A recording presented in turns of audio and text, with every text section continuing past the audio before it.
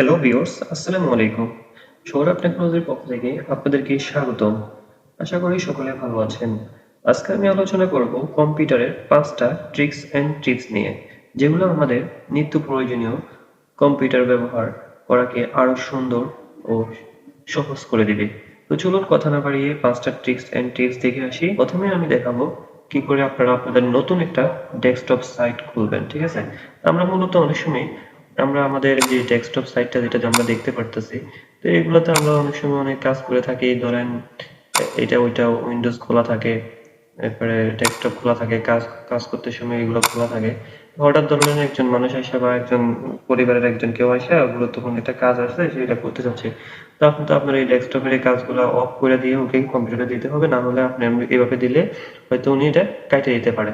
তো আপনি সেই জন্য কি করবেন, এই টেক্সট ভিউতে যাবেন। টেক্সট ভিউতে ক্লিক করার পরে আপনারা এখানে দেখবেন নিউ ডেস্কটপ নামে একটা অপশন আছে।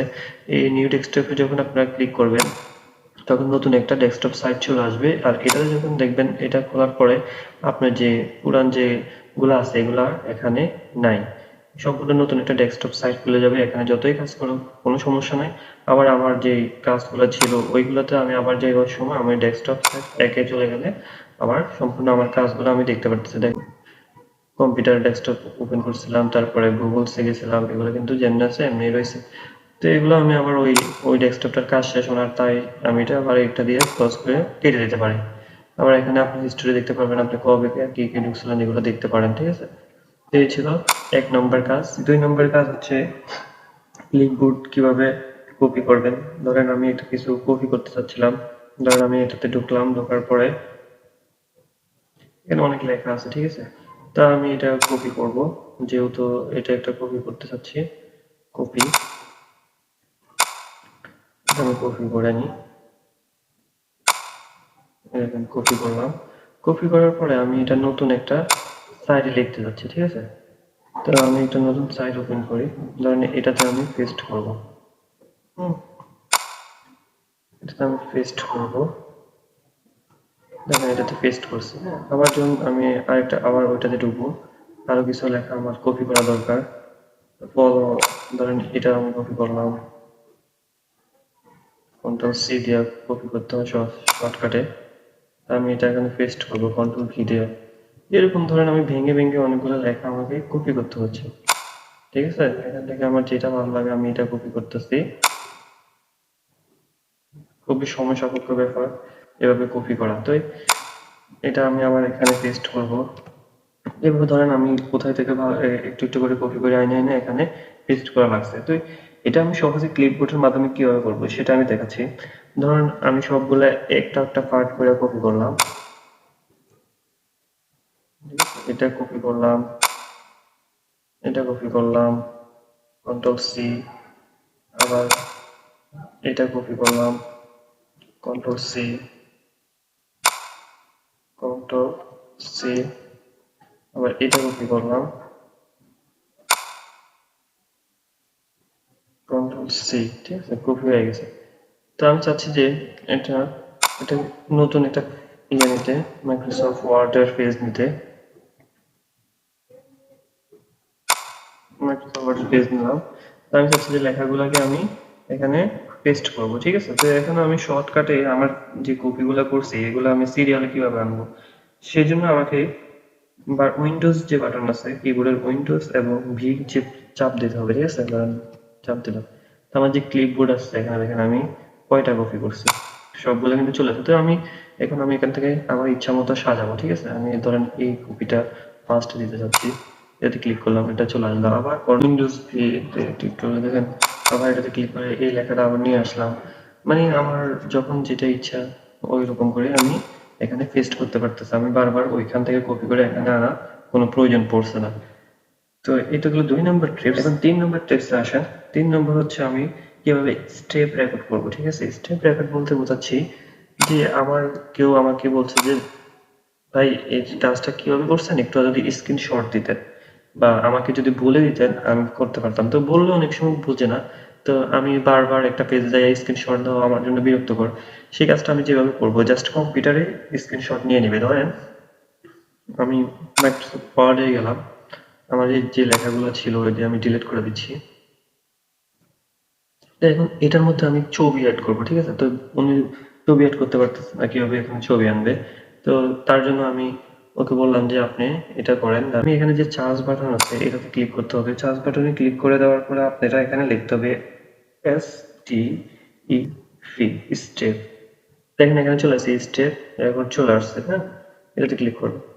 ক্লিক করে দেওয়ার পরে আপনারা এখানে দেখতে পারবেন, এখানে লেখা আছে স্টেপ রেকর্ড, একটা অপশন চলে আসছে। এখানে স্টার্ট রেকর্ড নামে একটা অপশন আছে, এটাতে ক্লিক করে দিবেন। এতে ক্লিক করে দেওয়ার পরে মিনিমাইজ করে দিবেন। মিনিমাইজ করে দেওয়ার পরে এখন আমি ওকে কাজটা শেখাবো, ঠিক আছে? কিভাবে ছবি অ্যাড করতে হবে মাইক্রোসফট ওয়ার্ডে। তো আমি এটাতে গেলাম, যাওয়ার পরে যেহেতু লেখা আছে লেখা থাকুক, সমস্যা নেই। আমি নিচে ছবি কিভাবে অ্যাড করবো, ইনসার্টে চলে গেলাম। ইনসার্টে যাই, এখানে পিকচার আছে, পিকচারে ক্লিক করলাম। তো আমি এই ছবিটা অ্যাড করে দেখাচ্ছি জাস্ট। এটাতে ক্লিক করে ইনসার্টে ক্লিক করে দিলাম। তো দেখেন এটা এখানে চলে আসছে। এখন আমি এটা কিন্তু কোনো স্ক্রিনশট নিই নেই, এটা জাস্ট স্ক্রিনশট ওরাই নিয়ে নিছে, যেহেতু আমি স্টপ রেকর্ড আছে। তো আমি এটা কি করব, কেটে দেবো, হ্যাঁ? তো এই যে রেকর্ড হচ্ছে, এটাকে আমি স্টপ করে দেবো।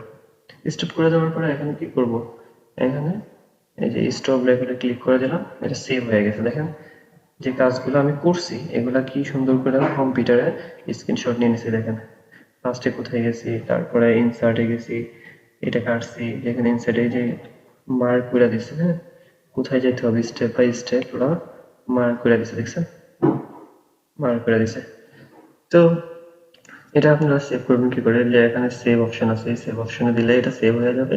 আর নাম দিতে হবে, একটা নাম দিয়ে এটা জাস্ট আপনারা সেভ দিলে এটা জিপ কোড অনুযায়ী সেভ হয়ে যাবে, এবং এটা যাকে ইচ্ছা তাকে আপনারা পাঠাতে পারবেন। তো 4 নম্বর তো গেল। এখন আমি দেখাবো আপনাদের 5 নম্বর টিপসটা হচ্ছে কি, ধরেন আপনি কোনো ফাইল ওপেন না করে, হুম, এটার ভিতরে কি আছে কিভাবে দেখবেন? ধরুন এই ফাইলটার ভিতরে কি আছে আমি দেখতে পারতেছি না, ঠিক আছে? এটা আমি কিভাবে দেখবো? তো এর জন্য আমাকে জাস্ট অল্টার যে আছে না, অল্টার আর পিটা ক্লিক করতে হবে, ঠিক আছে? আমি অল্টার আর পিটা ক্লিক করলাম, দেন অল্টার আর পিটা ক্লিক করলাম। জাস্ট আমি এটা আমার ফাইলে যাচ্ছি, ডেস্কটপ করে দিলাম, ঠিক আছে? ডেস্কটপে এখানে কিছু ফাইল আছে। তো আমি এটা কি করলাম, অল্টার আর পিতে ক্লিক করবো একসাথে। অল্টার আর পিতে ক্লিক করতে দেখেন সিলেক্ট এ ফাইল টু প্রিভিয়াস, এখানে একটা অপশন আছে। তো জাস্ট আমি একটা ফাইলের উপরে এটা রাখলাম একটু।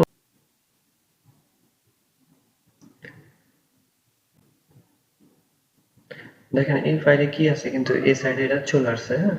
এই ফাইলে এটা চলে আসছে। তো আমি এখান থেকে কপিও কিন্তু করতে পারবো, এই দেখেন এখান থেকে আমি কপিও করতে পারবো, কোনো সমস্যা নেই। এই সাইডে এই ফাইলের উপরে রাখলে এটার মধ্যে কি আছে সব চলে আসবে এই সাইডে, হ্যাঁ? আপনারা এভাবেও আপনারা ফাইল ওপেন না করেও এটা দেখতে পারেন।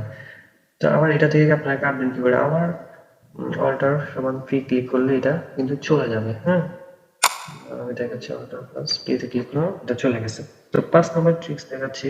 5 নম্বর হচ্ছে যে কিভাবে অন স্ক্রিন কিবোর্ড আনবেন, ঠিক আছে? অন স্ক্রিন কিবোর্ড কিভাবে আনবেন, ধরেন আমার হঠাৎ কাজ করতে করতে আমার কিবোর্ড একটা কাজ করতেছে না, বা আমার কিবোর্ডের সমস্যা দেখা দিচ্ছে, তো এখানে আমি কাজটা করতেই হবে এখন। তো এটার জন্য আপনারা জাস্ট এই চার্জ বাটনে চলে যাবেন। চার্জ বাটনে চলে যায় এখানে আপনার লিখতে হবে অন স্ক্রিন, জাস্ট কিবোর্ড লিখলেও চলে আসবে। কিবোর্ড লিখলে আপনার অন স্ক্রিন কিবোর্ড এখানে চলে আসবে, হ্যাঁ? এটা ক্লিক করলেন। ক্লিক করে দেওয়ার পর দেখেন আপনার কম্পিউটারে এরকম কিবোর্ড চলে আসবে। এটা প্রতিটা কিবোর্ডে একবারে সমান। তো আপনি যে কিবোর্ডটা কাজ করতেছেন না, ঠিক আছে? এটার মধ্যে জাস্ট নিয়ে ক্লিক করবেন, দেখবেন যে আপনার কিবোর্ডে কাজ হয়ে যাচ্ছে। এই ছিল ভিডিও, আজকের ভিডিও। যদি ভালো লাগে আমার ভিডিওটাকে একটা লাইক দিবেন, শেয়ার করবেন, আর আমার চ্যানেলটাকে সাবস্ক্রাইব করবেন। সকলে ভালো থাকবেন। আল্লাহ হাফেজ।